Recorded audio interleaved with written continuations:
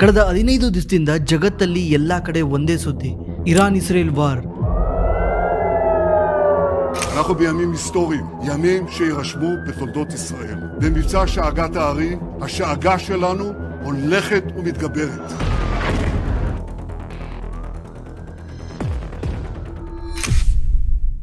ಇವ್ರು ಯಾರೋ ಯುದ್ಧ ಮಾಡೋದ್ರಿಂದ ನಮ್ಮ ಸ್ಟಾಕ್ ಮಾರ್ಕೆಟು ಕೆಳಗೆ ಬೀಳ್ತಾ ಇದೆ. 26,000 ಇದ್ದಿದ್ದ ನಿಫ್ಟಿ 23,000ಕ್ಕೆ ಬಂದಿದೆ. ಇದರಿಂದ ಎಷ್ಟೋ ಜನ ಪ್ಯಾನಿಕ್ ಆಗಿದ್ದಾರೆ. ಈ ಟೈಮಲ್ಲಿ ಏನು ಮಾಡೋದು ಅಂತಾನೆ ಅವ್ರಿಗೆ ಅರ್ಥ ಆಗ್ತಾ ಇಲ್ಲ.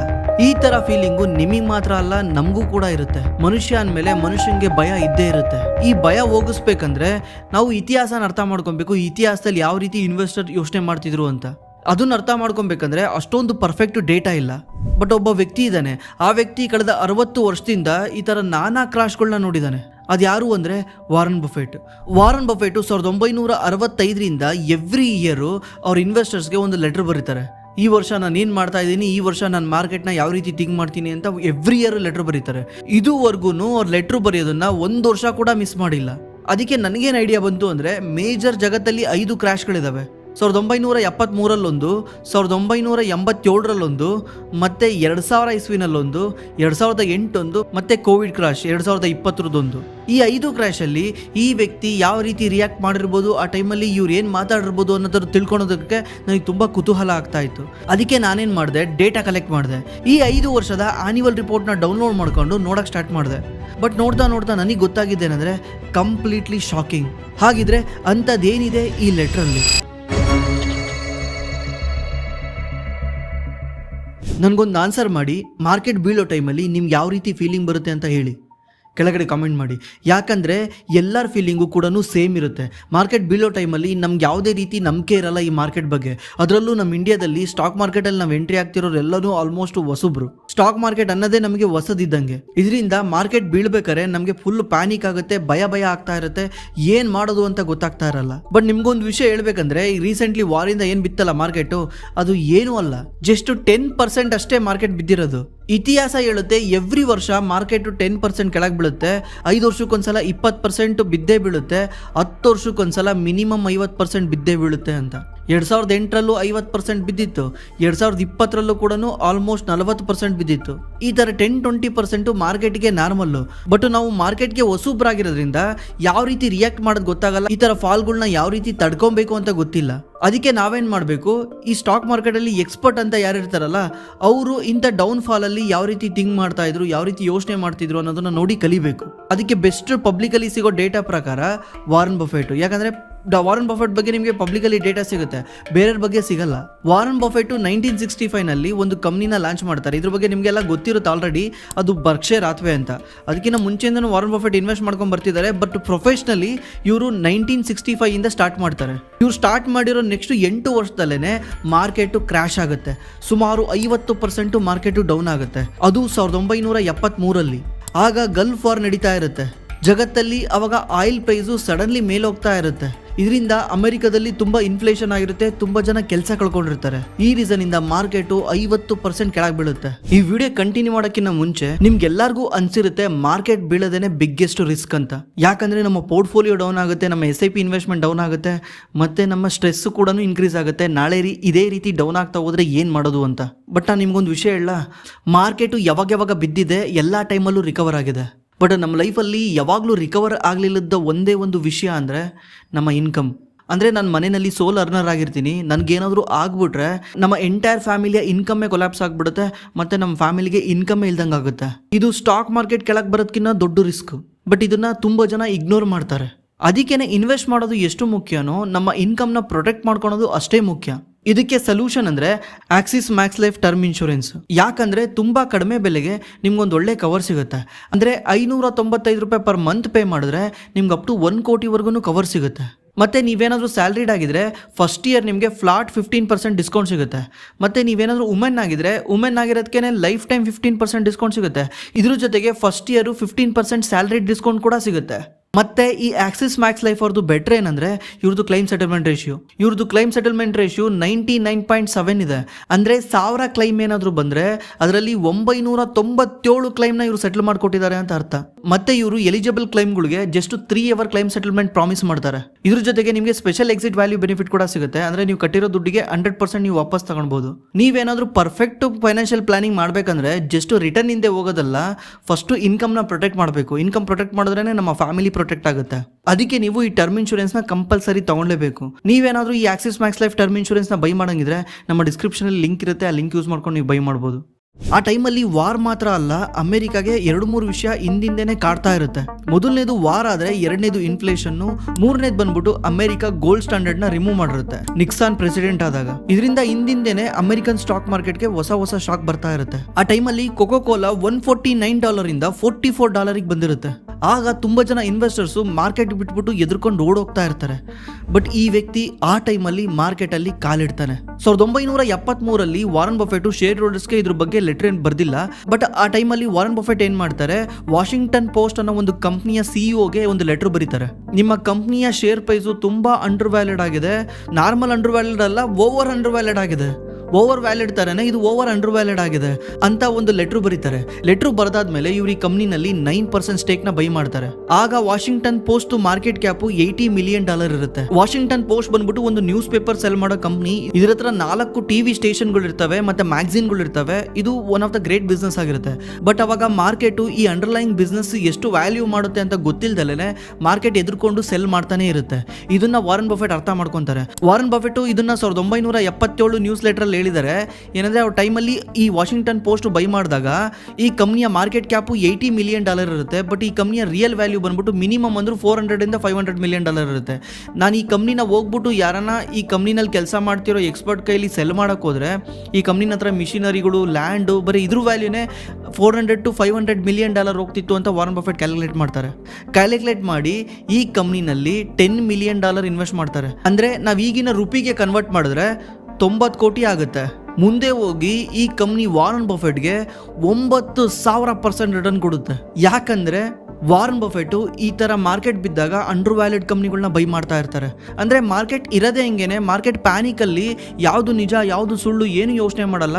ಪ್ಯಾನಿಕ್ ಅಲ್ಲಿ ಜನ ಸೆಲ್ ಮಾಡ್ತಾನೆ ಇರ್ತಾರೆ. ಈವನ್ ದೊಡ್ಡ ಫಂಡ್ ಮ್ಯಾನೇಜರ್ ಕೂಡ ಸೆಲ್ ಮಾಡ್ತಿರ್ತಾರೆ. ಬಿಕಾಸ್ ಅವ್ರಿಗೆ ಕ್ಲೈಂಟ್ಗಳು ದುಡ್ಡನ್ನ ವಿಡ್ರಾ ಮಾಡ್ತಿರ್ಬೇಕಾದ್ರೆ, ಕ್ಲೈಂಟ್ ದುಡ್ಡು ಕೊಡ್ಬೇಕಾದ್ರೆ ಅವರು ಇಮಿಡಿಯೇಟ್ಲಿ ಸೆಲ್ ಮಾಡೇ ದುಡ್ಡು ಕೊಡ್ಬೇಕಾಗುತ್ತೆ. ಅವಾಗ ಅವರು ಕೂಡ ಎಮೋಷನಲಿ ಥಿಂಕ್ ಮಾಡಲ್ಲ. ಇದರಿಂದ ಈ ತರ ಫಾಲಿಂಗ್ ಮಾರ್ಕೆಟ್ ಅಲ್ಲಿ ತುಂಬಾ ಕಂಪ್ನಿಗಳು ಚೀಪ್ ವ್ಯಾಲ್ಯೂಯೇಷನ್ ಅಲ್ಲಿ ಸಿಗ್ತವೆ. ಅದನ್ನ ಯಾರು ವಾಚ್ ಮಾಡಲ್ಲ ಅಂತ ವಾರನ್ ಬಫೆಟ್ ಇಲ್ಲಿ ಪ್ರೂವ್ ಮಾಡ್ತಾರೆ. ಅಕ್ಟೋಬರ್ 19, 1987 ಅಮೆರಿಕನ್ ಸ್ಟಾಕ್ ಮಾರ್ಕೆಟ್ ಒಂದೇ ದಿವಸದಲ್ಲಿ 22% ಬಿದ್ದಿರುತ್ತೆ. ಒಂದು ವಾರ ಅಲ್ಲ, ಒಂದು ತಿಂಗಳಲ್ಲ, ಒಂದೇ ದಿವಸದಲ್ಲಿ 22% ಬಿದ್ದಿರುತ್ತೆ. Today is Black Monday, the day the Dow dropped more than 500 points. The day the Dow dropped more than 22%, almost double the rate of the Black Monday that signaled the beginning of the crash of 1929. But this crash of 1987 is not just an American experience. Around the world, stock markets fell faster than a skydiver without a parachute. ಈ ಬಿದ್ದಿರೋ reason ಒಂದು technical glitch. Market ಇಷ್ಟೊಂದು ಕೆಳಗೆ ಬಿದ್ದರೂ ಕೂಡ ಆ ವರ್ಷ Warren Buffett 19.5% ಲಾಭ ಮಾಡ್ತಾರೆ. ಅವ್ರ ಪೋರ್ಟ್ಫೋಲಿಯೋ ಅಷ್ಟೊಂದು ಮೇಲೆ ಹೋಗಿರುತ್ತೆ. ಮಾರ್ಕೆಟ್ ನೋಡಿದ್ರೆ ಕೆಳಗಿರುತ್ತೆ. ಇದಕ್ಕೆ ಕಾರಣ ವಾರನ್ ಬಫೆಟ್ 1987 ಅವ್ರ ಶೇರ್ ಹೋಲ್ಡರ್ಸ್ಗೆ ಬರ್ದಿರೋ ಲೆಟರಲ್ಲಿ ಎಕ್ಸ್ಪ್ಲೇನ್ ಮಾಡ್ತಾರೆ. ಅವ್ರು ಅವಾಗ ಒಂದು ಹೊಸ ವರ್ಡ್ನ ಇಂಟ್ರೊಡ್ಯೂಸ್ ಮಾಡಿಸ್ತಾರೆ. ಅದ್ರ ನೇಮ್ ಬಂದು ಮಿಸ್ಟರ್ ಮಾರ್ಕೆಟ್ ಅಂತ. ಈ ಮಿಸ್ಟರ್ ಮಾರ್ಕೆಟ್ನ ಫಸ್ಟ್ ಟೈಮ್ ಎಲ್ಲರಿಗೂ ಪರಿಚಯ ಮಾಡಿಸಿದ್ದು ಬೆಂಜಮಿನ್ ಗ್ರಹಾಮ್ ವಾರನ್ ಬಫೆಟ್ನ ಟೀಚರ್ ಆಗಿರ್ತಾರೆ. ಇವರೇ ವಾರನ್ ಬಫೆಟ್ಗೆ ಸ್ಟಾಕ್ ಮಾರ್ಕೆಟ್ ಬಗ್ಗೆ ಟೀಚ್ ಮಾಡೋದು. ಇದ್ರ ಬಗ್ಗೆನೇ ವಾರನ್ ಬಫೆಟ್ ಹೇಳ್ತಾರೆ, ಈ ಮಿಸ್ಟರ್ ಮಾರ್ಕೆಟ್ ಅನ್ನೋದು ಒಬ್ಬ ಮನುಷ್ಯ ಇದ್ದಂಗೆ ಅನ್ಕೊಳ್ಳಿ. ಇವನು ನಿಮ್ಮ ಪಕ್ಕದ ಮನೇಲಿ ಇರ್ತಾನೆ. ಇವನೇನ್ ಮಾಡ್ತಾನೆ, ಡೈಲಿ ಬಂದ್ಬಿಟ್ಟು ನಿಮ್ಮ ಮನೇನ ಕೇಳ್ತಾ ಇರ್ತಾನೆ. ನೀವೊಂದು 10 ಲಕ್ಷ ಕೊಟ್ಟು ಮನೆ ತಗೊಂಡಿದ್ದೀರಾ, ಈ ಮನೇನ ಅವ್ನು ಡೈಲಿ ಬಂದು ಕೇಳ್ತಾ ಇರ್ತಾನೆ. 9.5 ಲಕ್ಷ ಕೊಡ್ತೀಯಾ ಅಂತ ಕೇಳ್ತಾನೆ. ಇವತ್ತು ಬಂದು ನೀವು ಕೊಡಲ್ಲ ಅಂದರೆ ವಾಪಸ್ ಹೋಗ್ತಾನೆ. ನಾಳೆ ಬಂದು 9 ಲಕ್ಷ ಕೊಡ್ತೀಯಾ ಅಂತ ಕೇಳ್ತಾನೆ. ನೀವು ಕೊಡಲ್ಲ ಅಂದರೆ ವಾಪಸ್ ಹೋಗ್ತಾನೆ. ನಾಡ್ದು ಬಂದು 8.5 ಲಕ್ಷ ಕೊಡ್ತೀಯಾ ಅಂತ ಕೇಳ್ತಾನೆ. ನೀವು ಕೊಡಲ್ಲ ಅಂದರೆ ವಾಪಸ್ ಹೋಗ್ತಾನೆ. ಸಡನ್ಲಿ ಬಂದ್ಬಿಟ್ಟು 7 ಲಕ್ಷ ಕೊಡ್ತೀಯಾ ಅಂತ ಕೇಳ್ತಾನೆ. ನೀವು ಕೊಡಲ್ಲ ಅಂದರೆ ವಾಪಸ್ ಹೋಗ್ತಾನೆ. ಸಡನ್ಲಿ 7 ಲಕ್ಷ, ಮೊನ್ನೆ 7 ಲಕ್ಷ ಕೇಳಿದ್ದೆ, ಇವಾಗ 7 ಲಕ್ಷ ಬೇಡ 8 ಲಕ್ಷ ಕೊಡು ಅಂತ ಕೇಳ್ತಾನೆ. ನೀವು ಕೊಡಲ್ಲ ಅಂದರೆ ವಾಪಸ್ ಹೋಗ್ತಾನೆ, ಮತ್ತೆ 9 ಲಕ್ಷ ಕೇಳ್ತಾನೆ, ವಾಪಸ್ ಹೋಗ್ತಾನೆ, 11 ಲಕ್ಷ ಕೇಳ್ತಾನೆ, ವಾಪಸ್ ಹೋಗ್ತಾನೆ, 12 ಲಕ್ಷ ಕೇಳ್ತಾನೆ, ವಾಪಸ್ ಹೋಗ್ತಾನೆ. ಈ ರೀತಿ ನೀವು ಎಲ್ಲಿವರೆಗೂ ಕೊಡಲ್ಲ ಅಲ್ಲಿವರೆಗೂ ಅವ್ನು ಬರ್ತಾನೆ ಇರ್ತಾನೆ, ನಿಮ್ಮ ಹತ್ರ ಕೇಳ್ತಾನೆ ಇರ್ತಾನೆ. ಕೆಳಗಡೆ ಇರ್ಬೇಕಾದ್ರು ಬರ್ತಾನೆ, ಮೇಲಿರ್ಬೇಕಾದ್ರು ಬರ್ತಾನೆ. ಅದೇ ರೀತಿ ಸ್ಟಾಕ್ ಮಾರ್ಕೆಟ್ ಕೂಡ ಹಿಂಗೆ ವರ್ಕ್ ಆಗೋದು. ಸ್ಟಾಕ್ ಮಾರ್ಕೆಟ್ನೇ ವಾರನ್ ಬಫೆಟ್ ಮಿಸ್ಟರ್ ಮಾರ್ಕೆಟ್ ಅಂತ ಕರೀತಾರೆ. ಮಿಸ್ಟರ್ ಮಾರ್ಕೆಟ್ ಕೆಲಸ ಏನು ಹೇಳಿ? ಮಿಸ್ಟರ್ ಮಾರ್ಕೆಟ್ ಕೆಲಸನೇ ಬೆಳಿಗ್ಗೆ ಬಂದ್ಬಿಟ್ಟು ನಿಮಗೆ ಈ ಪ್ರೈಸಲ್ಲಿದೆ ಸೆಲ್ ಮಾಡ್ತೀಯ ಅಂತ ಕೇಳೋದು. ನೀವು ಸೆಲ್ ಮಾಡಲ್ಲ ಅಂದರೆ ಸುಮ್ಮನಾಗೋದು, ಮತ್ತೆ ಮೇಲೆ ಹೋಗ್ತಾ ಇದ್ರು ಕೇಳೋದು, ಕೆಳಗೆ ಬರ್ತಾ ಇದ್ರು ಕೇಳೋದು. ಕೆಳಗೆ ಬರ್ತಾ ಇರ್ಬೇಕಾದ್ರೆ ಜನ ಜಾಸ್ತಿ ಪ್ಯಾನಿಕ್ ಆಗ್ತಾರೆ. ಆಲ್ರೆಡಿ ಪ್ರೈಸ್ ಡೌನ್ ಇರೋದ್ರಿಂದ ಇವರು ಹೋಗಿ ಸೆಲ್ ಮಾಡೋಕೆ ಸ್ಟಾರ್ಟ್ ಮಾಡ್ತಾರೆ.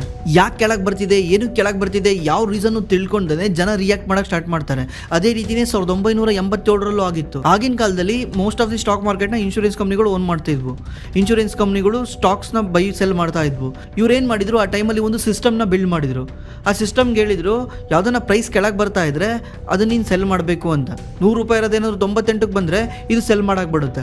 ಇದು ಸೆಲ್ ಮಾಡಿದ ತಕ್ಷಣ ಅದು 98 ಇರೋದು 95ಕ್ಕೆ ಬರುತ್ತೆ. ಇದನ್ನ ನೋಡ್ಕೊಂಡು ಇನ್ನೊಂದು ಸಿಸ್ಟಮ್ ಏನು ಮಾಡುತ್ತೆ, ಇದು ಯಾವುದೋ ಪ್ರೈಸ್ 95ಕ್ಕೆ ಬಂದಿದೆ, ಕೆಳಗೆ ಬಂದಿದೆ ಅಂತ ಅದು ಸೆಲ್ ಮಾಡುತ್ತೆ. ಅದರಿಂದ ಅದು ವಾಪಸ್ 90ಗೆ ಬರುತ್ತೆ. 90ಗೆ ಬಂದಿರೋದು ನೋಡ್ಕೊಂಡು ಇನ್ನೊಂದು ಸಿಸ್ಟಮ್ ಏನು ಮಾಡುತ್ತೆ, ಅದನ್ನು ಸೆಲ್ ಮಾಡುತ್ತೆ. ಇದೇ ರೀತಿ ಮಾಡ್ತಾ ಮಾಡ್ತಾ 22% ಒಂದೇ ದಿವಸದಲ್ಲಿ ಸ್ಟಾಕ್ ಮಾರ್ಕೆಟ್ ಕೆಳಗೆ ಬಂದಿರುತ್ತೆ. ಬಟ್ ವಾರನ್ ಬಫೆಟ್ ಇದ್ರ ಬಗ್ಗೆ ಒಂದು ಚೂರು ಪ್ಯಾನಿಕ್ ಆಗಿರಲ್ಲ. ಇದೇ ಟೈಮಲ್ಲಿನೇ ವಾರನ್ ಬಫೆಟ್ ಕೊಕೋ ಕೋಲಾ ಮೇಲೆ ಇನ್ವೆಸ್ಟ್ ಮಾಡ್ತಾರೆ. 1.3 ಬಿಲಿಯನ್ ಸಮಥಿಂಗ್ ಇನ್ವೆಸ್ಟ್ ಮಾಡ್ತಾರೆ. ನಾನು ಲಾಸ್ಟ್ ವಿಡಿಯೋದಲ್ಲೂ ಹೇಳಿದ್ದೆ ಅದನ್ನು. ಈ ಇನ್ವೆಸ್ಟ್ಮೆಂಟು ಇವತ್ತು ವಾರನ್ ಬಫೆಟ್ಗೆ ಎವ್ರಿ ಇಯರು 1.3 ಬಿಲಿಯನ್ ಡಿವಿಡೆಂಡ್ ಕೊಡಿಸುತ್ತೆ. ಡಿವಿಡೆಂಡ್ ಬರ್ತಾ ಇದೆ ವಾರನ್ ಬಫೆಟ್ಗೆ. ಇನ್ವೆಸ್ಟ್ ಮಾಡಿರೋ ಅಷ್ಟು ದುಡ್ಡೇನೆ ವರ್ಷ ಕಂಪ್ನಿ ವಾರನ್ ಬಫೆಟ್ಗೆ ಫ್ರೀಯಾಗಿ ಕೊಡ್ತಾ ಇದೆ. ಶೇರ್ ಪ್ರೈಸ್ ಮೇಲೆ ಹೋಗೋದು ಬಿಡಿ, ಅದು ಸೆಕೆಂಡ್ರಿ. ಈ ಎಲ್ಲ ಫಾಲ್ಗೆ ನಾನು ವಾರನ್ ಬಫೆಟ್ಗೆ 2000 ಇಸ್ವಿನಲ್ಲಿ ಫಾಲ್ ಬರುತ್ತಲ್ಲ, ಅದೇ ತುಂಬ ತೊಂದರೆ ಮಾಡುತ್ತೆ. ಯಾಕಂದರೆ ಮಾರ್ಕೆಟ್ ಕೆಳಗೆ ಬೀಳ್ತಿದೆ ಅಂತಲ್ಲ, ಮಾರ್ಕೆಟ್ ಮೇಲೆ ಹೋಗ್ತಿದೆ ಅಂತ. 1995ರಿಂದ 2000 ಇಸ್ವಿವರೆಗೂ ಅಮೆರಿಕದಲ್ಲಿ ಟೆಕ್ನಾಲಜಿ ಸ್ಟಾಕ್ಸ್ಗಳು ಎವ್ರಿ ಡೇ ಮೇಲೆ ಹೋಗ್ತಾ ಇರ್ತವೆ. ಪ್ರತಿ ದಿವಸನೂ ಮೇಲೆ ಹೋಗ್ತಾ ಇರ್ತವೆ. ನಿಮ್ಗೊಂದೆಷ್ಟು ಡೇಟಾ ಹೇಳ್ತೀನಿ ಕೇಳಿ. 1995ರಲ್ಲಿ ಅಮೆರಿಕಾದಲ್ಲಿ ಒಂದು ಇಂಡೆಕ್ಸ್ ಇದೆ, ನ್ಯಾಸ್ಡ್ಯಾಕ್ ಅಂತ. ಈಗಲೂ ಕೂಡ ಆ ಇಂಡೆಕ್ಸ್ ತುಂಬ ಫೇಮಸ್ಸು. ನ್ಯಾಸ್ಡ್ಯಾಕ್ 100 ಅಂತ ಕರೀತಾರೆ. 100 ಜಗತ್ತಿನ ಟೆಕ್ನಾಲಜಿ ಕಂಪ್ನಿಗಳೆಲ್ಲನೂ ಆ ಇಂಡೆಕ್ಸಲ್ಲಿ ಇರ್ತವೆ. ಈ ಇಂಡೆಕ್ಸು 1995ರಲ್ಲಿ 450-460ರಲ್ಲಿ ಟ್ರೇಡ್ ಆಗ್ತಾ ಇರುತ್ತೆ. 2000 ಇಸ್ವಿ ಬರೋಷ್ಟೊತ್ತಿಗೆ ಇದು 4600 ರೇಂಜ್ನ ಟಚ್ ಮಾಡುತ್ತೆ. ಅಂದರೆ 5 ವರ್ಷದಲ್ಲಿ 10 ಪಟ್ಟು ಜಾಸ್ತಿ ಆಗಿದೆ. ಇದರಿಂದ ವಾರನ್ ಬಫೆಟ್ಗೆ ಪ್ರಾಬ್ಲಮ್ ಏನಾಗುತ್ತೆ, ವಾರನ್ ಬಫೆಟ್ ಯಾವಾಗಲೂ ಕೂಡ ಟೆಕ್ನಾಲಜಿ ಸ್ಟಾಕ್ನ ಬೈ ಮಾಡ್ತಿರ್ಲಿಲ್ಲ. ಅವ್ರು ತುಂಬ ಸಲ ಹೇಳಿದ್ದಾರೆ, ಟೆಕ್ನಾಲಜಿ ಸ್ಟಾಕ್ಸ್ನ ನಾನು ಬೈ ಮಾಡ್ತಿಲ್ಲ ಯಾಕಂದರೆ ನನಗೆ ಟೆಕ್ನಾಲಜಿ ಅರ್ಥ ಆಗಲ್ಲ ಅಂತಲ್ಲ, ಬಟ್ ನನಗೆ ಅದ್ರ ಬಿಸ್ನೆಸ್ ಮಾಡಲ್ ಅರ್ಥ ಆಗ್ತಿಲ್ಲ. ಈ ಕಂಪ್ನಿಗಳು 10 ವರ್ಷ ಬಿಟ್ಟು 20 ವರ್ಷ ಬಿಟ್ಟು ಯಾವ ರೀತಿ ದುಡಿತಾರೆ ಅಂತ ನನಗೆ ಕಂಡಿಡಿಯೋಕ್ಕಾಗ್ತಾ ಇಲ್ಲ, ಅದನ್ನು ನಾನು ಅನಲೈಸ್ ಮಾಡೋಕ್ಕಾಗ್ತಾ ಇಲ್ಲ, ಅದಕ್ಕೆ ನಾನು ಅದನ್ನು ಇನ್ವೆಸ್ಟ್ ಮಾಡಲ್ಲ ಅಂತ ಹೇಳಿರ್ತಾರೆ. Different people understand different businesses, and the important thing is to know which ones you do understand and when you're operating within what I call your circle of competence. And the software business is not within my circle of competence, and I don't think it's within Charlie's. But ಅವಾಗ ಏನಾಗಿರುತ್ತೆ, ಯಾವುದಾದ್ರೂ ಕಂಪ್ನಿಗಳು .com ಅಂತ ಹೆಸರಿಟ್ಕೊಂಡ್ರೆ ಸಮೇತ ಆ ಕಂಪ್ನಿಗಳ price ಮೇಲೆ ಹೋಗ್ತಾ ಇರುತ್ತೆ. ಫ್ಯೂಚರ್ ಇಸ್ ಇಂಟರ್ನೆಟ್ ಅಂತ. ಆ ಟೈಮಲ್ಲೇ Amazon.com, eBay.com ಈ ಥರ ತುಂಬ ಕಂಪ್ನಿಗಳು ಮಾರ್ಕೆಟಿಗೆ ಎಂಟ್ರಿ ಕೊಡೋದು. ಆಗ ಈ ಕಂಪ್ನಿಗಳ ಶೇರ್ ಪ್ರೈಸು ಡೈಲಿ ಮೇಲೆ ಹೋಗ್ತಾ ಇರುತ್ತೆ, ಎವ್ರಿ ಡೇ ಮೇಲೆ ಹೋಗ್ತಾ ಇರುತ್ತೆ. ಈ ಶೇರ್ ಪ್ರೈಸ್ಗಳು ಮೇಲೆ ಹೋಗ್ತಾ ಇದಾವೆ ಅಂದರೆ ಏನರ್ಥ ಹೇಳಿ? ವಾರನ್ ಬಫೆಟ್ ಟೆಕ್ನಾಲಜಿ ಕಂಪ್ನಿಗಳನ್ನ ಬೈ ಮಾಡಿಲ್ಲ. ಬೈ ಮಾಡಲಿಲ್ಲದ ಕಾರಣದಿಂದ ವಾರನ್ ಬಫೆಟ್ ಪೋರ್ಟ್ಫೋಲಿಯೋ ಇಂಡೆಕ್ಸಿಗೆ ಕಂಪೇರ್ ಮಾಡಿದ್ರೆ ಯಾವುದೇ ರೀತಿ ಪರ್ಫಾರ್ಮೆನ್ಸ್ ಮಾಡ್ತಾ ಇಲ್ಲ. ಇಂಡೆಕ್ಸ್ ಮೇಲೆ ಹೋಗ್ತಾ ಇದೆ, ವಾರನ್ ಬಫೆಟ್ ಪೋರ್ಟ್ಫೋಲಿಯೋ ಅಲ್ಲೇ ಇದೆ. ಇದರಿಂದ ತುಂಬ ಜನ ವಾರನ್ ಬಫೆಟ್ಗೆ ಅಣಗ್ಸಕ್ಕೆ ಸ್ಟಾರ್ಟ್ ಮಾಡ್ತಾರೆ. ವಾರನ್ ಬಫೆಟ್ಗೆ ವಯಸ್ಸಾಗ್ಬಿಡ್ತು, ತುಂಬ ಅಳಗ್ ಬರಬಿಟ್ಟ ವಾರನ್ ಬಫೆಟು, ಇನ್ಮೇಲಿಂದ ವಾರನ್ ಬಫೆಟ್ದು ವರ್ಕ್ ಆಗಲ್ಲ, ಈಗ ಜಗತ್ತೇ ಚೇಂಜ್ ಆಗ್ತಾ ಇದೆ, ಟೆಕ್ನಾಲಜಿ ಚೇಂಜ್ ಆಗ್ತಾ ಇದೆ, ಈಗ ಜಗತ್ತೇನೆ ರಿವರ್ಸ್ ಆಗ್ತಾ ಇದೆ, ಇಲ್ಲಿ ಹಳೇದು ಯಾವುದು ವರ್ಕ್ ಆಗಲ್ಲ ಅಂತ ಜನ ಆವಾಗಲೇ ಮಾತಾಡೋಕ್ಕೆ ಸ್ಟಾರ್ಟ್ ಮಾಡ್ತಾರೆ. ವಾರನ್ ಬಫೆಟ್ಗೆ ಎವ್ರಿ ಇಯರ್ ಕೂಡ ಕೀಳಾಗಿ ಮಾತಾಡ್ತಾ ಇರ್ತಾರೆ. ಬಟ್ ನೆಕ್ಸ್ಟ್ 2 ವರ್ಷದಲ್ಲಿ ವಾರನ್ ಬಫೆಟ್ ಯಾರು ಅಂತ ಜಗತ್ತಿಗೆ ಗೊತ್ತಾಗ್ತಾ ಹೋಗುತ್ತೆ. ಯಾಕಂದ್ರೆ 2000 ಇಸ್ವಿನಲ್ಲಿ .com ಬಬಲ್ಲು ಬರ್ಸ್ಟ್ ಆಗುತ್ತೆ. ಅವಾಗ ಸ್ಟಾಕ್ ಮಾರ್ಕೆಟ್ ಕೆಳಗೆ ಬೀಳ್ತಾ ಹೋಗುತ್ತೆ. 2000 ಇಸ್ವಿಯಿಂದ 2002ವರೆಗೂ ನ್ಯಾಸ್ಡ್ಯಾಕ್ ಇಂಡೆಕ್ಸ್, ಇವಾಗ ಹೇಳಿದ್ನಲ್ವಾ, ಆ ಇಂಡೆಕ್ಸು 77% ಫಾಲ್ ಆಗಿರುತ್ತೆ. 80% ಆಫ್ ದಿ ಕಂಪ್ನಿಗಳು ಆ ಟೈಮಲ್ಲಿ ಯಾವ್ಯಾವ ಬಂದಿರ್ತವೆ ಹೊಸವು, ಯಾವು ಕೂಡ ಎಕ್ಸಿಸ್ಟ್ ಆಗಲ್ಲ, ಎಲ್ಲನೂ ಬ್ಯಾಂಕ್ರಪ್ಟ್ ಆಗಿ ಹೋಗ್ಬಿಡ್ತವೆ. S&P 500 ಆ ಟೈಮಲ್ಲಿ 49% ಡೌನ್ ಆಗಿರುತ್ತೆ. But Warren Buffett portfolio 80% up ಆಗುತ್ತೆ. ನ್ಯಾಸ್ಡ್ಯಾಕ್ 77% ಡೌನ್ ಆಗಿದೆ, ವಾರನ್ ಬಫೆಟ್ ಪೋರ್ಟ್ಫೋಲಿಯೋ 80% ಅಪ್ ಆಗುತ್ತೆ. ಇದಕ್ಕೆ ರೀಸನ್ನು ವಾರನ್ ಬಫೆಟ್ ಪೋರ್ಟ್ಫೋಲಿಯೋದಲ್ಲಿ ಈ ಥರ ಯಾವುದೇ ರೀತಿ ಟೆಕ್ನಾಲಜಿ ಸ್ಟಾಕ್ಸೇ ಇರಲಿಲ್ಲ. ಅವ್ರ ಹತ್ರ ಇದ್ದಿದ್ದೇನೆ ಎಲ್ಲನೂ FMCG ತುಂಬ ಸೇಫ್ ಸ್ಟಾಕ್ಸ್ಗಳು.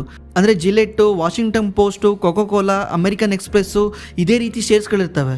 ಯಾವಾಗಲೂ ಮಾರ್ಕೆಟ್ ಫಾಲ್ ಆಗಬೇಕಾದ್ರೆ ಅಲ್ಲಿ ಸೆಲ್ ಮಾಡಿರೋ ದುಡ್ಡು ಏನಾಗುತ್ತೆ, ತುಂಬ ಸೇಫರ್ ಸ್ಟಾಕ್ಸ್ಗಳಲ್ಲಿ ಹೋಗುತ್ತೆ. ಆಗ ಈ ಸೇಫರ್ ಕಂಪ್ನಿಗಳು ಮೇಲೆ ಹೋಗೋಕ್ಕೆ ಸ್ಟಾರ್ಟ್ ಆಗ್ತವೆ. ಈ ರೀಸನಿಂದ ವಾರನ್ ಬಫೆಟ್ ಪೋರ್ಟ್ಫೋಲಿಯೋ ಆ ವರ್ಷ 80% ಅಪ್ ಆಗುತ್ತೆ. ಅದಕ್ಕೇನೆ ಯಾವುದೋ ಒಂದು ಅಂಡರ್ ಪರ್ಫಾರ್ಮೆನ್ಸ್ನ 6 ತಿಂಗಳಿಗೆ 1 ವರ್ಷಕ್ಕೆ ಜಡ್ಜ್ ಮಾಡಬಾರ್ದು. ಡೌನ್ ಆಗ್ತಾ ಇದೆ, ಪರ್ಫಾರ್ಮ್ ಮಾಡ್ತಾ ಇಲ್ಲ ಅಂತ ಜಡ್ಜ್ ಮಾಡಬಾರ್ದು. ಬಿಕಾಸ್ ವ್ಯಾಲ್ಯೂ ಇನ್ವೆಸ್ಟಿಂಗಲ್ಲಿ ಈ ಥರ ಅಂಡರ್ ಪರ್ಫಾರ್ಮೆನ್ಸು ಕಾಮನ್ ಆಗಿರುತ್ತೆ. ಯಾಕಂದರೆ ಈಗ ಸಡನ್ಲಿ ಯಾವುದೋ ಒಂದು ಬೂಮ್ ಬಂದರೆ ಆ ಸ್ಟಾಕ್ಸ್ಗಳು ಮೇಲೆ ಹೋಗ್ತಾ ಇರ್ತವೆ. ಇದು ಓವರ್ ವ್ಯಾಲಿಡ್ ಆಗಿರೋದ್ರಿಂದ ಎಷ್ಟೋ ವ್ಯಾಲ್ಯೂ ಇನ್ವೆಸ್ಟರ್ಸ್ ಹೋಗಿ ಅಲ್ಲಿ ಇನ್ವೆಸ್ಟ್ ಮಾಡಲ್ಲ. ಅವಾಗ ಏನಾಗುತ್ತೆ, ಇಂಡೆಕ್ಸ್ ಜಾಸ್ತಿ ಮೇಲೋಗಿರುತ್ತೆ ಅಥವಾ ಆ ಪೋರ್ಟ್ಫೋಲಿಯೋ ಜಾಸ್ತಿ ಮೇಲೋಗಿರುತ್ತೆ, ಈ ಪೋರ್ಟ್ಫೋಲಿಯೋ ಡೌನ್ ಇರುತ್ತೆ. ಇದನ್ನೇ ರಿಯಲ್ ಅನ್ಕೊಬಾರ್ದು. ರಿಯಾಲಿಟಿ ಗೊತ್ತಾಗದೇ ಬೀಳ್ಬೇಕಾರೆ ಯಾವ ರೀತಿ ನಿಮ್ಮ ಪೋರ್ಟ್ಫೋಲಿಯೋ ಫಾಲ್ ಆಯಿತು ಅನ್ನೋದನ್ನೇ ಮೇನ್ ಆಗಿ ನೋಡಬೇಕು. ಜಾಸ್ತಿ ಮೇಲೋಗಿದೆ ಆ ಸ್ಟಾಕ್ ಅಂದರೆ ಬೀಳ್ಬೇಕಾದ್ರೆ ಅದಕ್ಕೆ ಜಾಸ್ತಿ ಕೆಳಗೆ ಬರುತ್ತೆ. ಸೆಪ್ಟೆಂಬರ್ 2008 ಅವತ್ತಿನ ದಿವಸ ಗ್ಲೋಬಲ್ ಫೈನಾನ್ಷಿಯಲ್ ಕ್ರೈಸಿಸ್ ಆಗಿ ಸ್ಟಾಕ್ ಮಾರ್ಕೆಟು ತುಂಬ ಕೆಳಗೆ ಬಿದ್ದಿರುತ್ತೆ. ಮೆರಿಲ್ ಲಿಂಚ್ ಅನ್ನೋ ಒಂದು ಇನ್ವೆಸ್ಟ್ಮೆಂಟ್ ಬ್ಯಾಂಕಿಂಗ್ ಕಂಪ್ನಿ ಮುಳುಗೋಗೋ ಪರಿಸ್ಥಿತಿನಲ್ಲಿ ಬಂದಿರುತ್ತೆ. ಮತ್ತೆ ಅಲ್ಲಿನ ಒಂದು ಗೌರ್ಮೆಂಟ್ ಇನ್ಶೂರೆನ್ಸ್ ಕಂಪ್ನಿ ಮುಳುಗಕ್ಕೆ ಬಂದಾಗ ಖುದ್ದು US ಗೌರ್ಮೆಂಟು $85 ಬಿಲಿಯನ್ ಕೊಟ್ಟು ಅದನ್ನು ಪ್ರೊಟೆಕ್ಟ್ ಮಾಡುತ್ತೆ. ಆ ಟೈಮಲ್ಲಿ ಏನಾಗಿರುತ್ತೆ, ಲೇಮನ್ ಬ್ರದರ್ ಅನ್ನೋ ಒಂದು ಬ್ಯಾಂಕು ಕೊಲ್ಯಾಪ್ಸ್ ಆಗಿರುತ್ತೆ. ಇದರಿಂದ ಎಷ್ಟೋ ಜನಕ್ಕೆ ಬ್ಯಾಂಕಿಂಗ್ ಸಿಸ್ಟಮ್ ಮೇಲೆ ನಂಬಿಕೆನೇ ಹೋಗ್ಬಿಟ್ಟಿರುತ್ತೆ. ಒಂದು ಬ್ಯಾಂಕಿಗೆ ಇನ್ನೊಂದು ಬ್ಯಾಂಕು ದುಡ್ಡೇ ಕೊಡ್ತಾ ಇರಲ್ಲ. ಇವಾಗ ನೀವೇ ನೋಡಿದ್ರೆ ಒಂದಕ್ಕೊಂದು ಬ್ಯಾಂಕು ಯಾವ ರೀತಿ ಕನೆಕ್ಟ್ ಆಗಿದೆ. ಒಂದು ಬ್ಯಾಂಕ್ ಏನಾದರೂ ಇನ್ನೊಂದು ಬ್ಯಾಂಕಿಗೆ ಸಹಾಯ ಮಾಡಲಿಲ್ಲದ್ರೆ ಎಲ್ಲ ಬ್ಯಾಂಕುಗಳು ಕುಸ್ತೋಗ್ಬಿಡ್ತವೆ. ಅದೇ ರೀತಿ 2008 ಆಗಿತ್ತು. ಆಗ ಎಷ್ಟೋ ಜನ ಹೇಳ್ತಾ ಇದ್ರು, ಇನ್ಮೇಲೆ ಈ ಫೈನಾನ್ಷಿಯಲ್ ಸಿಸ್ಟಮ್ಮೇ ಮುಗಿದೋಯ್ತು, ನಾವು ಮತ್ತೆ ಹಳೆ ಕಾಲಕ್ಕೆ ಹೋಗ್ಬೇಕಾಗುತ್ತೆ, ಯಾಕಂದ್ರೆ ಇದೆಲ್ಲ ಮುಳುಗೋಗಿ ನಾವು ಮತ್ತೆ 100 ವರ್ಷ ಹಿಂದೆ ಹೋಗ್ಬೇಕಾಗುತ್ತೆ ಅಂತ ತುಂಬಾ ಜನ ಪ್ರಿಡಿಕ್ಟ್ ಮಾಡ್ತಿರ್ತಾರೆ. ಬಟ್ ಆ ಟೈಮಲ್ಲಿ ವಾರನ್ ಬಫೆಟ್ ಒಂದು ಮಾತು ಹೇಳ್ತಾರೆ, ಬೈ ಅಮೆರಿಕಾ ಐ ಆಮ್ ಅಂತ. ಅವ್ರು ಹೇಳೋ ವರ್ಡ್ ಏನಂದ್ರೆ, the financial world is the mess both in United States and abroad. It's a problem. Moreover have been leaking into the general economy and the leaks are now turning into the gusher. In the near term unemployment will be the rise, business activity will be falter and deadlines will become continue to be scary. So I have been buying American stocks. ಈ ಥರ statement October 2008 Warren Buffett ಕೊಡ್ತಾರೆ. ಇಲ್ಲಿ ನೋಡಿ ಅವ್ರು ಯಾವ ರೀತಿ ಕ್ಲಾರಿಟಿಯಾಗಿ ಹೇಳ್ತಿದ್ದಾರೆ. ಹೌದು ಪ್ರಾಬ್ಲಮ್ ಇದೆ, ಅವ್ರು ಹೇಳ್ತಾ ಇಲ್ಲ ಏನು ಪ್ರಾಬ್ಲಮ್ ಇಲ್ಲ, ಎಲ್ಲ ಸರಿಯಾಗಿದೆ ಅಂತ ಹೇಳ್ತಾ ಇಲ್ಲ. ಹೌದು ತುಂಬ ಪ್ರಾಬ್ಲಮ್ ಇದೆ, ನಿಯರ್ ಟೈಮಲ್ಲಿ ತುಂಬ ಬಿಸ್ನೆಸ್ಗಳು ಪ್ರಾಬ್ಲಮ್ ಆಗ್ತವೆ, ತುಂಬ ಜನ ಕೆಲಸ ಕಳ್ಕೊತಾರೆ. ಬಟ್ ನಾನಾದರೂ ಕೂಡ ಅಮೆರಿಕನ್ ಬಿಸ್ನೆಸ್ನ ಬೈ ಮಾಡ್ತಿದ್ದೀನಿ ಅಂತ ಹೇಳ್ತಾರೆ. ಕಾಮಿಡಿ ಏನಂದರೆ, ಇವ್ರು ಹೇಳಿ ಸ್ಟಿಲ್ ಮಾರ್ಕೆಟು 26% ಕೆಳಗೆ ಬೀಳುತ್ತೆ. ಇವ್ರು ಹೇಳಿ ಸ್ಟೇಟ್ಮೆಂಟ್ ಕೊಟ್ಟಾದ್ಮೇಲೆ ಕೂಡ 26% ಮಾರ್ಕೆಟ್ ಕೆಳಗೆ ಬೀಳುತ್ತೆ.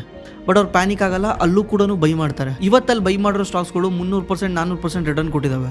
ಅಂದರೆ ಇದರಿಂದ ನೀವು ಒಂದು ಅಬ್ಸರ್ವ್ ಮಾಡ್ಬೋದು, ಏನಂದರೆ ಮಾರ್ಕೆಟ್ ಬಾಟಮ್ನ ಯಾರು ಕೂಡ ಪ್ರಿಡಿಕ್ಟ್ ಮಾಡೋಕ್ಕಾಗಲ್ಲ. ಇಂಥ ಎಕ್ಸ್ಪರ್ಟು, ಜಗತ್ತಿನ ಶ್ರೇಷ್ಠ ಇನ್ವೆಸ್ಟರೇ ಮಾರ್ಕೆಟ್ ಬಾಟಮ್ನ ಪ್ರಿಡಿಕ್ಟ್ ಮಾಡೋಕ್ಕಾಗಲಿಲ್ಲ. ಅಂದರೆ ಅವರೇ ಹೇಳ್ತಾರೆ ನೆಕ್ಸ್ಟು ನಿಯರ್ ಟರ್ಮಲ್ಲಿ ಪ್ರಾಬ್ಲಮ್ ಬರ್ಬೋದು, ಬಟ್ ನಾನು ಇವಾಗ ಬೈ ಮಾಡ್ತಿದ್ದೀನಿ ಅಂತ. ಬಾಟಮ್ ಗೊತ್ತಿದ್ರೆ ಅವರೆಲ್ಲ ಯಾಕೆ ಬೈ ಮಾಡೋರು? ಬಾಟಮ್ನ ಯಾರೂ ಪ್ರಿಡಿಕ್ಟ್ ಮಾಡೋಕ್ಕಾಗಲ್ಲ. ತುಂಬ ಜನ ಹೇಳ್ತಾರೆ ಸ್ಟಾಕ್ ಮಾರ್ಕೆಟ್ ಇದೇ ಲಾಸ್ಟು, ಇದಕ್ಕಿಂತ ಕೆಳಗೆ ಬೀಳಲ್ಲ, ಅಥವಾ ಮೇಲೆ ಹೋಗ್ತಾ ಇದ್ದರೆ ಇನ್ನೂ ಮೇಲೆ ಹೋಗುತ್ತೆ. ಇದನ್ನು ಟಾಪ್ನ ಯಾರೂ ಕಂಡಿಡಿಯೋಕ್ಕಾಗಲ್ಲ, ಟಾಪ್ ಇಷ್ಟೇ ಹೋಗುತ್ತೆ ಅಂತ. ಬಾಟಮ್ನು ಕೂಡ ಯಾರೂ ಕಂಡಿಡಿಯೋಕ್ಕಾಗಲ್ಲ. ಅದಕ್ಕೆ ಟಾಪು ಬಾಟಮ್ನ ಹಿಡಿಯೋ ಬದಲು ನಮ್ಮ ಹತ್ರ ದುಡ್ಡಿದ್ರೆ ಎಂಟ್ರಿ ಆಗಬೇಕು, ಇಲ್ಲಾಂದರೆ ಸುಮ್ಮನೆ ಕೂತ್ಕೊಬೇಕು. ಮಾರ್ಕೆಟ್ ಬೀಳ್ತಿದೆ ಅಂದರೆ ಮಾರ್ಕೆಟ್ಗೆ ಕಾಯ್ಕೊಂಡು ಕೂತ್ಕೊಂಬಾರ್ದು, ಅಯ್ಯೋ ಮಾರ್ಕೆಟ್ ಇನ್ನೂ ಬೀಳುತ್ತೆ, ಅಲ್ಲಿಗೆ ಬರುತ್ತೆ ಅಂತ ಎಲ್ಲರೂ ಹೇಳ್ತಾ ಇರ್ತಾರೆ. ಸ್ಟಿಲ್ ಯಾರಿಗೂ ಗೊತ್ತಿಲ್ಲ, ಹೇಳ್ತಿರೋನ್ಗೂ ಗೊತ್ತಿಲ್ಲ, ಕೇಳ್ತಿರೋನ್ಗೂ ಗೊತ್ತಿಲ್ಲ, ಬಟ್ ಹೇಳ್ತಿರ್ತಾರೆ. ಅಕಸ್ಮಾತ್ ಇಲ್ಲಿಂದ ಮಾರ್ಕೆಟ್ ಮೇಲೋದ್ರೆ ನಾವು ಲಾಸ್ ಮಾಡ್ಕೊತೀವಿ, ಅಲ್ಲಿಂದ ಮಾರ್ಕೆಟ್ ಇನ್ನೂ ಕೆಳಗೆ ಬಂದ್ರೂ ಲಾಸ್ ಮಾಡ್ಕೊತೀವಿ. ಎರಡರಲ್ಲೂ ಲಾಸ್ ಆಗುತ್ತೆ ಅಂದಮೇಲೆ ದುಡ್ಡಿದ್ರೆ ಇನ್ವೆಸ್ಟ್ ಮಾಡಬೇಕು, ಸುಮ್ಮನೆ ಕೂತ್ಕೊಬೇಕು ಅಷ್ಟೇ. ಬೇರೆ ಇಲ್ಲಿ ಏನೂ ತಲೆ ಉಪಯೋಗಿಸಬಾರ್ದು, ಮಾರ್ಕೆಟಲ್ಲಿ ಬುದ್ಧಿವಂತಿಕೆ ಉಪಯೋಗಿಸಬಾರ್ದು ಇಂಥ ಟೈಮಲ್ಲಿ. ಇದನ್ನ ನಾವು ವಾರನ್ ಬಫೆಟ್ ನೋಡಿ ಕಲಿಬೇಕು. ಇದೇ 2008 ವಾರನ್ ಬಫೆಟ್ ಒಂದು ಮಾತು ಹೇಳ್ತಾರೆ, ನಾನು ಇವಾಗ ಸ್ಟಾಕ್ಸ್ ಆಗಲಿ ಚೀಪಾಗಿ ಸಿಗ್ತಿದೆ ಅಂದರೆ ಬೈ ಮಾಡೇ ಮಾಡ್ತೀನಿ, ಯಾಕಂದರೆ ಅದಕ್ಕೊಂದು ವ್ಯಾಲ್ಯೂ ಇರುತ್ತೆ. ಆ ವ್ಯಾಲ್ಯೂ ಪ್ರೈಸಿಗೆ ಸಿಗ್ತಾ ಇದೆ ಅಂದರೆ ನಾನು ಬೈ ಮಾಡೇ ಮಾಡ್ತೀನಿ ಅಂತ ಹೇಳ್ತಾರೆ. ಆಮೇಲೆ ಅವ್ರು ಹೇಳ್ತಾರೆ, stock market is the only place when you get a discount people will run out of this ಅಂತ. ಅಂದರೆ ಬೇರೆ ಎಲ್ಲ ಕಡೆ ನಿಮಗೆ ಡಿಸ್ಕೌಂಟ್ ಸಿಗ್ತಾ ಇದ್ದರೆ ಜನ ಏನು ಮಾಡ್ತಾರೆ, ಆ ಡಿಸ್ಕೌಂಟ್ ಹಿಂದೆ ಓಡ್ತಾರೆ, ಅಂಗಡಿ ಫುಲ್ ತುಂಬ್ಕೊಂಡ್ಬಿಡ್ತಾರೆ, ಜನ ಪೂರ್ತಿ ಅಲ್ಲೇ ಇರ್ತಾರೆ ಡಿಸ್ಕೌಂಟ್ಗೋಸ್ಕರ. ಬಟ್ ಸ್ಟಾಕ್ ಮಾರ್ಕೆಟಲ್ಲಿ ಏನಾದರೂ ಡಿಸ್ಕೌಂಟ್ ಸಿಗ್ತಾ ಇದ್ದರೆ ಜನ ಆ ಪ್ಲೇಸ್ ಬಿಟ್ಟೇ ಓಡೋಗ್ಬಿಡ್ತಾರೆ, ಬೇಡಪ್ಪ ಅಂತ ಓಡೋಗ್ತಾ ಇರ್ತಾರೆ. ವಾರನ್ ಬಫೆಟ್ ಹೇಳ್ತಾರೆ, ಡಿಸ್ಕೌಂಟ್ ಅಂದರೆ ಡಿಸ್ಕೌಂಟು, ಅದು ಸಾಕ್ಸಲ್ಲಿ ಸಿಕ್ಕರೂ ಡಿಸ್ಕೌಂಟೇ, ಸ್ಟಾಕ್ಸಲ್ಲಿ ಸಿಕ್ಕರೂ ಡಿಸ್ಕೌಂಟೇ. ಯಾಕೆ ಸಾಕ್ಸ್ ಆದರೆ ಡಿಸ್ಕೌಂಟ್ ಸಿಕ್ಕ ತಕ್ಷಣ ಓಡೋಗಿ ಬೈ ಮಾಡ್ತೀರಾ, ಸ್ಟಾಕ್ಸ್ ಆದರೆ ಡಿಸ್ಕೌಂಟ್ ಸಿಕ್ಕ ತಕ್ಷಣ ಎದುರ್ಕೊಂಡು ಓಡೋಗ್ತೀರಾ? ಯಾಕೆ ಇದರ ಡಿಫ್ರೆಂಟ್ ಮಾಡ್ತೀರಾ ಅಂತ ವಾರನ್ ಬಫೆಟ್ 2008 ಹೇಳ್ತಾರೆ. ಇದಾದ್ಮೇಲೆ ನೆಕ್ಸ್ಟ್ ಬಿಗ್ಗೆಸ್ಟ್ ಕ್ರಾಶ್ ಬರೋದು 2020 ಕೋವಿಡ್ ಕ್ರಾಶ್. ಇದನ್ನ ನೀವು ತುಂಬಾ ಜನ ಎಕ್ಸ್ಪೀರಿಯನ್ಸ್ ಮಾಡಿರ್ತೀರಾ, ನೋಡಿರ್ತೀರಾ ಯಾವ ರೀತಿ ಮಾರ್ಕೆಟ್ ಬಿತ್ತು ಅಂತ.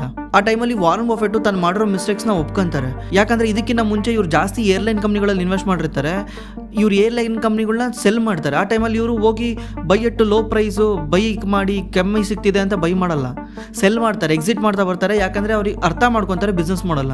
ಕೋವಿಡ್ ಇರೋ ಟೈಮಿಂದ ಏನಾಗುತ್ತೆ, ತುಂಬ ಏರ್ಲೈನ್ ಕಂಪ್ನಿಗಳು ಲಾಸ್ ಮೇಕಿಂಗ್ ಬರ್ತವೆ ನೆಕ್ಸ್ಟ್ 2 to 3 years, ಬಿಕಾಸ್ ಯಾರೂ ಓಡಾಡ್ತಾನೆ ಇಲ್ಲ. ಇನ್ನು 2 to 3 years ಯಾರೂ ಓಡಾಡೋದಿಲ್ಲ.